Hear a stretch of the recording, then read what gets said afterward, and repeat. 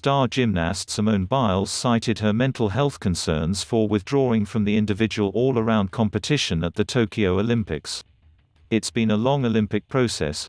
It's been a long year," she told reporters after she stopped competing in the team event. "And I think we're just a little bit too stressed out." Biles' teammates applauded her decision to take care of her mental well-being. But she's not the only athlete who talked about the pressures of performing at the Games. After winning gold in the 1500 freestyle event, swimmer Katie Ledecky broke down in tears. The six-time Olympic champion told reporters that while she was competing, she choked up with every stroke, thinking about her grandparents. Ledecky said she understands some of what Biles is going through. "Simone has so many eyes on her," she told reporters. "The cameras follow you around, and you can feel like a lot of people are watching you, and every move you make is being watched and judged." Even before this week, the organizers of the Games say they prepared to help athletes cope. The International Olympic Committee brought in mental health offices for athletes and coaches to Tokyo. There is a 24/7 helpline for them, and at the Olympic Village, where the athletes are staying, there are psychiatrists and psychologists. The American athletes also have their own group of experts ready to help the athletes through crises.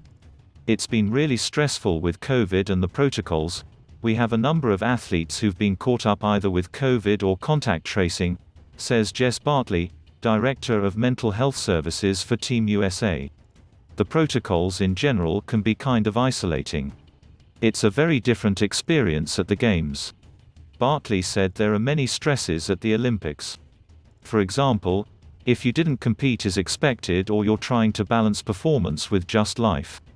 Bartley says the American team has a website filled with resources, an anonymous mental health support line and a 50-page mental health emergency action plan for dealing with things like depression, anxiety, eating disorders and substance abuse. Bartley says she and her support team based in the US are ready to help identify issues the coaches, for example, may see with struggling athletes. Understanding what comes up if there is a quarantine, what comes up if somebody doesn't perform and now their family's back home versus being here to support them, she says. So it's just being able to meet the athletes where they are and understand what they need in the moment. Bartley says her team is sharing resources with other teams at the Games. "We've kind of joked with some of the other countries that this is one place we don't have to be as competitive.